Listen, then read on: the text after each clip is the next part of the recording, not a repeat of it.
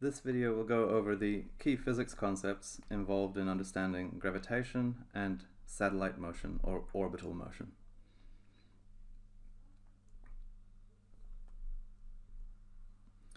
The key objectives in this presentation are to introduce Newton's law of universal gravitation, to introduce the concepts involved in orbital or satellite motion, to relate the translational speed of a satellite to its orbital radius, and to relate the speed of a satellite to its period, and finally to solve some problems involving satellite motion. Okay, so before we can understand how satellites work, we need to just introduce a concept introduced by Isaac Newton, which is the gravitational force. The gravitational force on an object is given by Newton's law of universal gravitation.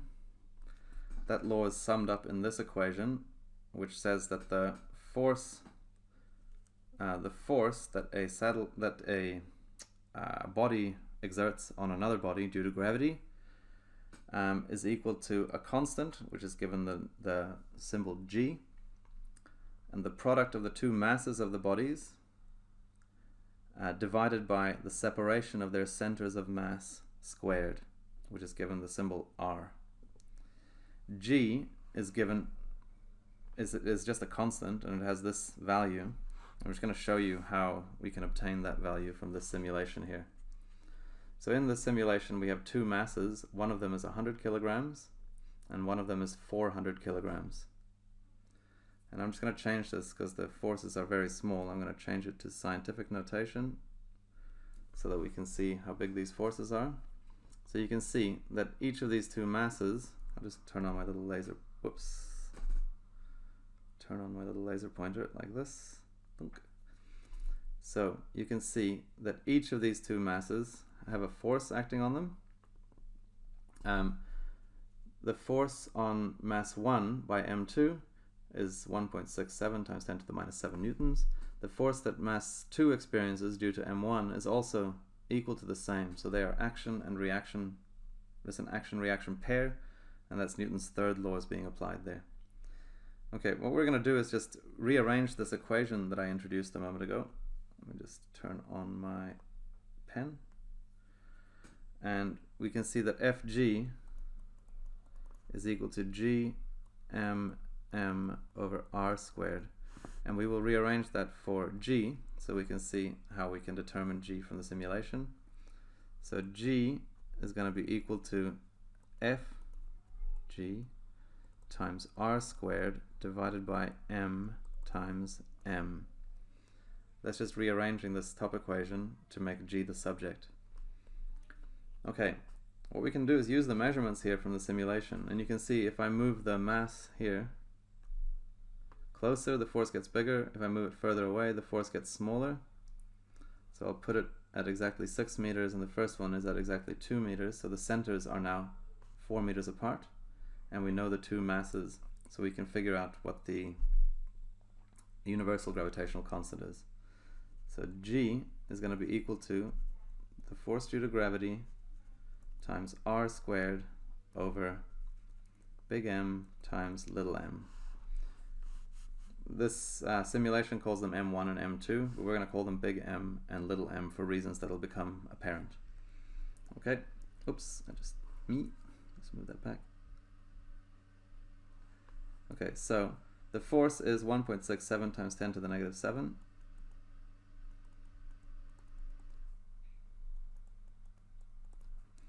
The distance that they are separated by is 4 meters.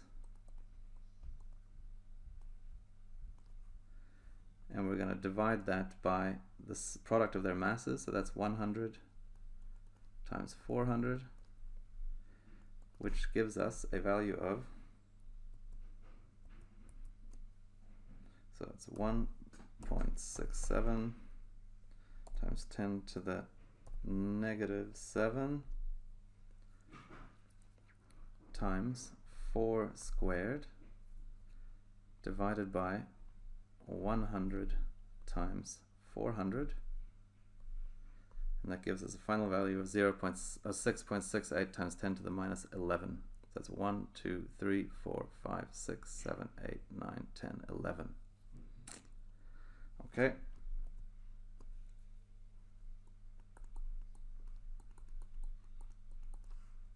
And that is in Newton meters squared per kilogram squared. By the way, the unit here comes from the fact that we multiplied a force by a distance squared, and then we divided by a mass times a mass. So we get Newton meters squared divided by kilograms divided by kilograms. Okay, so that's experiments like that, obviously, that were much more complicated to do, were how they originally figured out the universal gravitational constant. Because it's such a small number, it's very difficult to actually measure this in real life. But you can look up the experiments carried out by Henry Cavendish to find out a little bit more about how that was done. Okay, so this equation basically tells us the force that any mass anywhere exerts on every other mass everywhere due to gravity. And that's going to be the force that's responsible for satellite motion, which we'll have a look at now. Okay, let's do an example with that equation first. So calculate the gravitational force on a 215 kilogram satellite that is orbiting 521 kilograms above the surface of the Earth. Okay, and we're given Earth's radius and Earth's mass. So we'll draw the satellite first. There's the Earth, and here's the satellite. So we can label in here that R is this. That's R. So this is the distance from the center of the Earth to the satellite.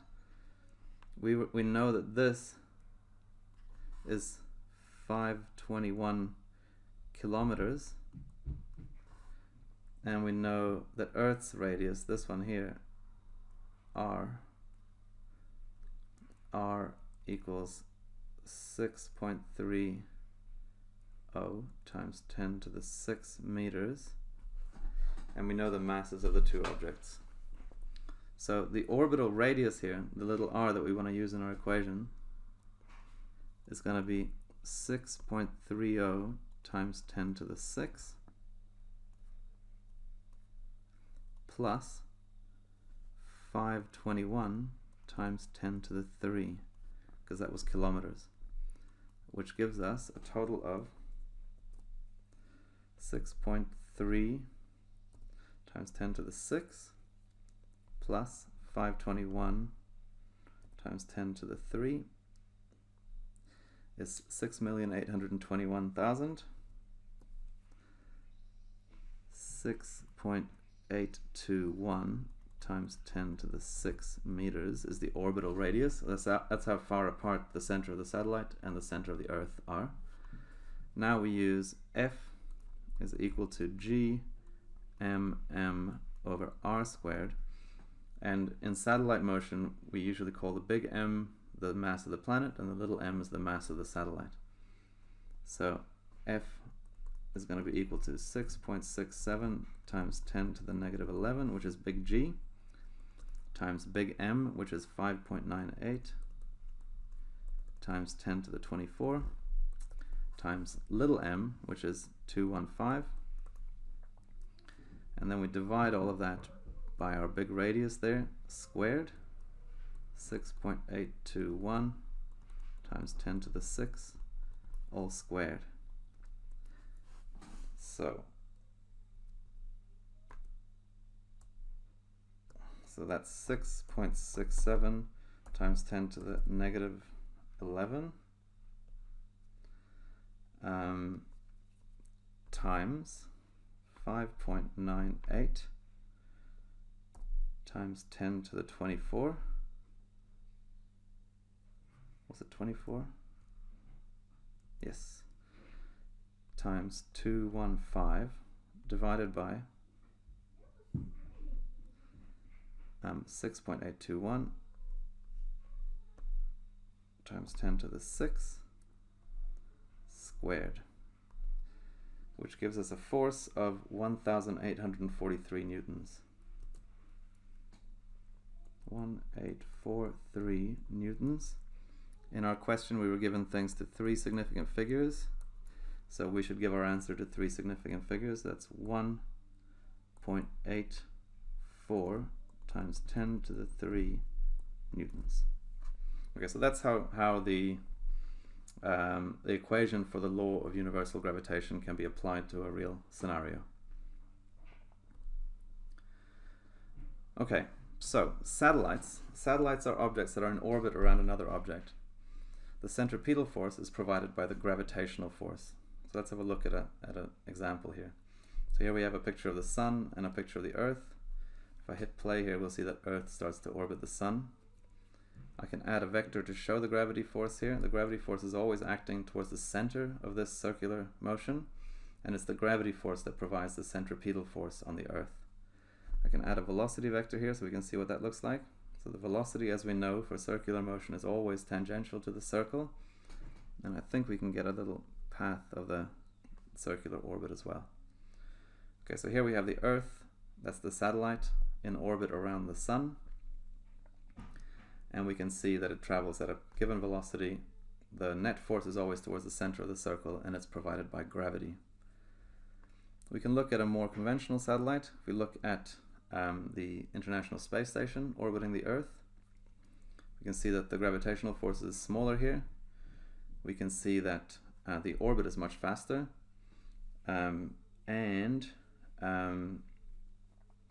this kind of gives us a picture of what we're looking at here. Basically, the gravitational force is always pulling the satellite down towards the Earth. I'll just put it in slow motion. It's always pulling the satellite down towards the Earth. So the satellite is technically always falling, but it never hits the Earth because it's got such a big horizontal velocity that it just carries on around the curvature of the Earth. Okay. Cool, so let's have a look and see how we can analyze that in terms of the forces that are acting. So we can derive the speed at which the satellite travels by equating the centripetal force with the gravitational force. And so basically all we need to do in all of these satellite motion problems is say Fc is equal to Fg. And the centripetal force equation for anything moving in a circle is mv squared over r. That must be equal to the gravitational force acting on that satellite, which is equal to g times the mass of the planet times the mass of the satellite divided by their separation squared, which is the radius squared. And now we can see that we can cancel the masses, and we have r on both sides. We have a square here, so that's really r times r. We can cancel one of those with that one, and we see therefore that the speed squared is equal to the gravitational constant times the mass of the planet divided by the radius of the orbit. So in other words, the speed of any satellite is equal to the square root of gm over r. Knowing how to derive that equation is essential. It's not the most complicated derivation.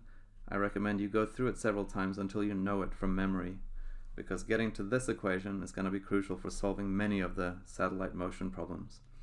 And all it is acknowledging that these two forces are the same, and these two forces are both provided on your formula sheet. You then equate them with one another and rearrange it for the speed. An interesting observation is that the mass of the satellite doesn't feature anywhere in the speed equation. That was cancelled here in the first row, in the first line of our working, and the reason why it disappears is that the force required to move in a circle depends on the mass, and the force that's provided by gravity also depends on the mass, so the mass cancels. Okay, now that we know the speed of a satellite, we can also easily get its period using the fact that for an object moving in a circle, v is equal to 2 pi r over t. So we can just make the two equal. So we know that v is equal to the square root of gm over r, but it's also equal to 2 pi r over t. So we just want to rearrange this whole thing for t.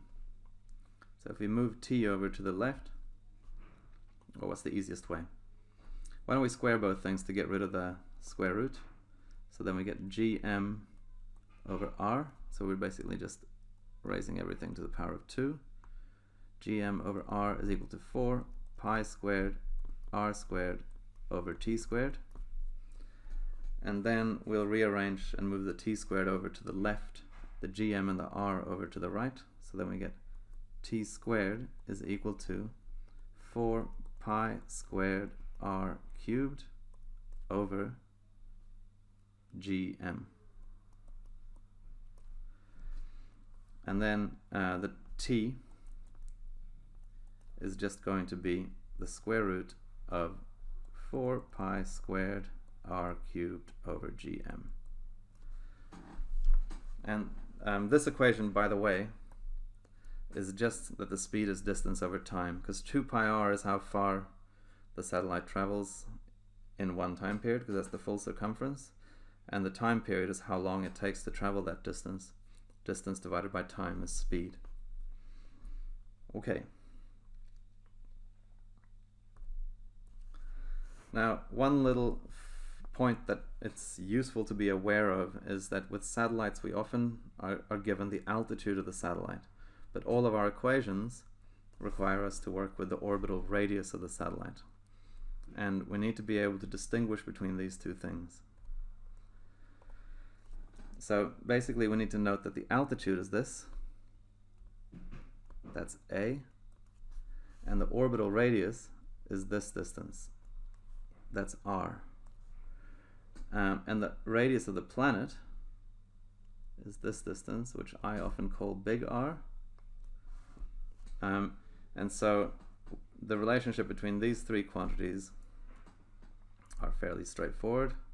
So we can see that little r, the orbital radius, is equal to r plus a, or the radius of the orbit is equal to the radius of Earth, or whatever planet it is that you're dealing with, plus the altitude of the satellite above that planet.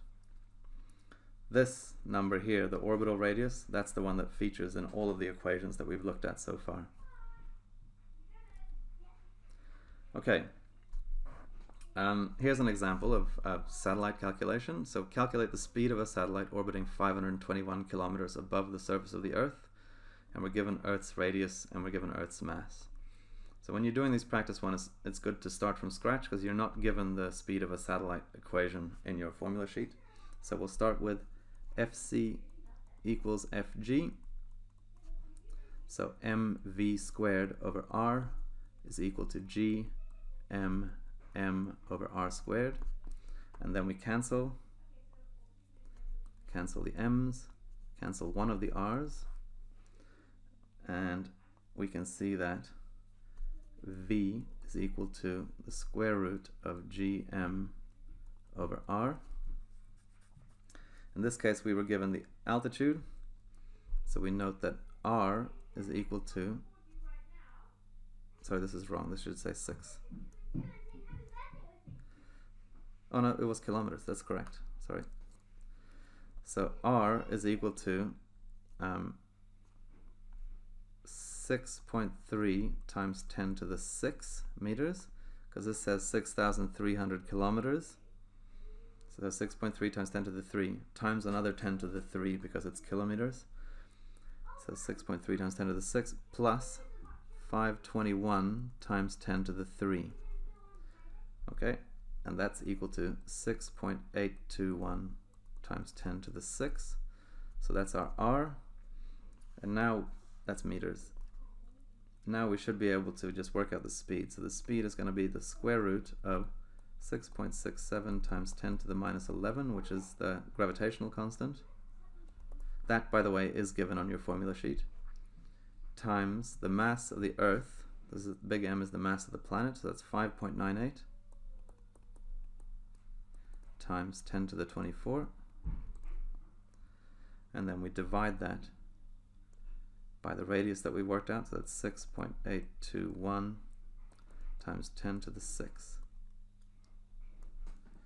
Okay, so that will give us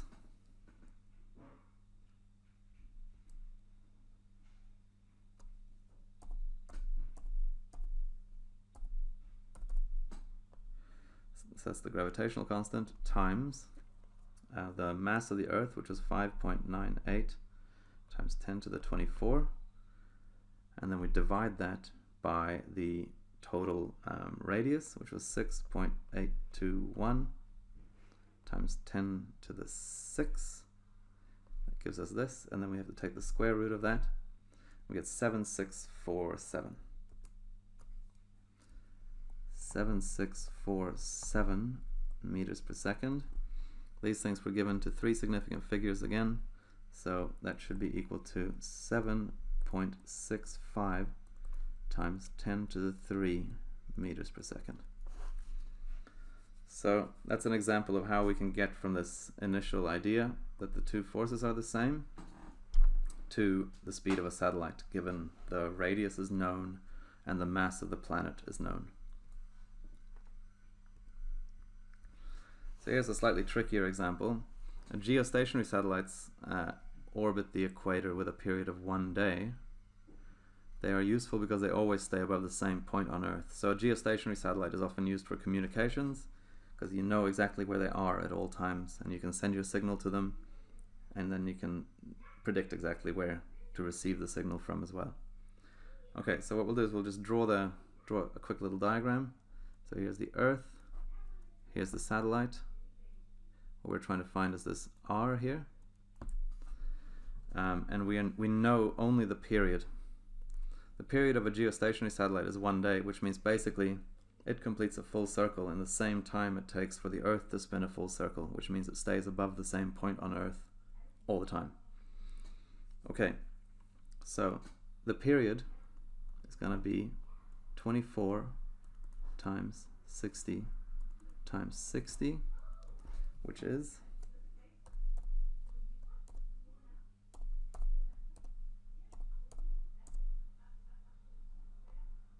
86,400 seconds. Okay, that's all we know about it. We do also know the mass of the Earth. That's big M is equal to 5.98 times 10 to the 24 kg.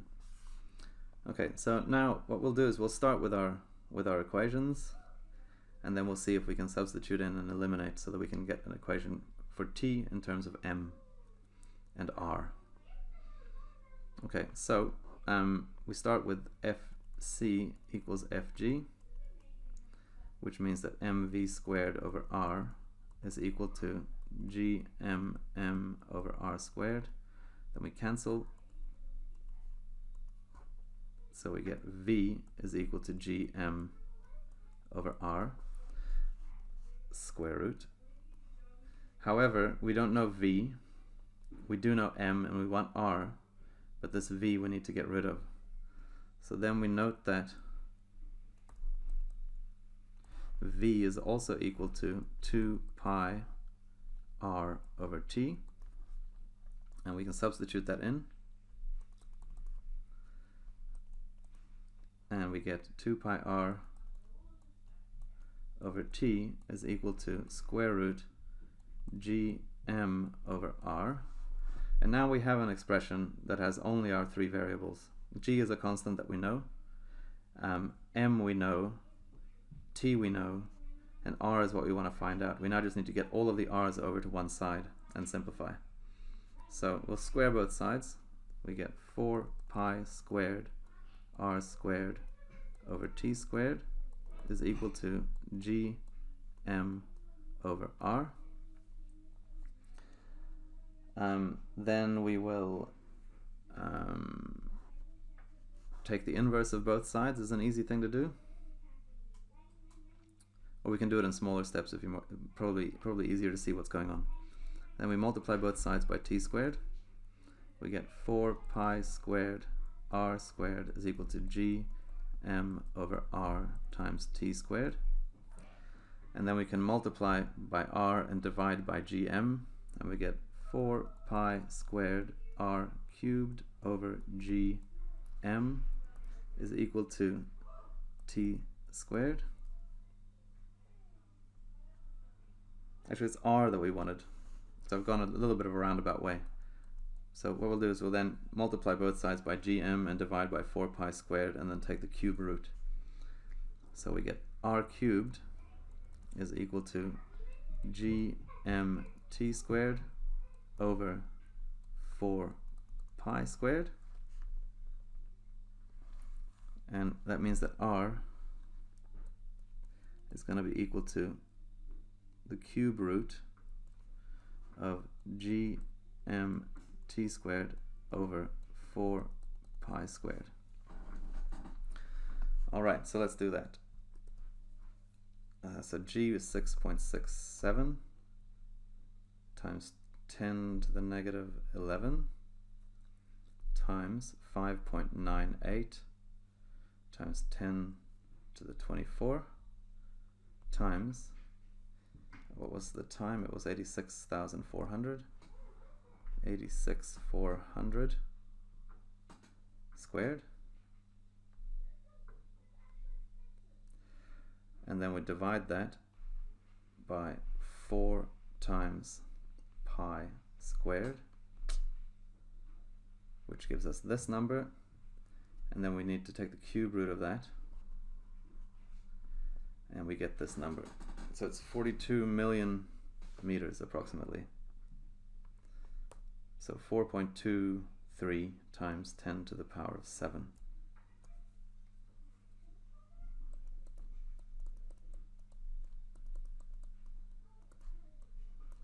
Is the orbital radius of a geostationary satellite. Okay, and note that the only thing we needed to figure that out was the period and the mass of the planet. And we needed, of course, to know the gravitational constant. Okay, so to summarize, a satellite's centripetal force is provided by the gravitational force. The speed of a satellite can be shown to be v equals root gm over r. And I'm just going to note that the way that we found that was fc equals fg. So mv squared over r is equal to gmm over r squared. And that rearranged leads to this equation. A satellite's altitude is related to its orbital radius by the equation the radius of the orbit is equal to the radius of the planet plus the altitude. A satellite's speed, v, can be related to its period, t, using the equation v equals 2 pi r over t. So this is all the basic physics that you need to know. Obviously, in order to master how to use these equations, you're going to need to solve a bunch of problems. Start with the ones in the assignment, and then there are additional ones in past exam papers that you can work through.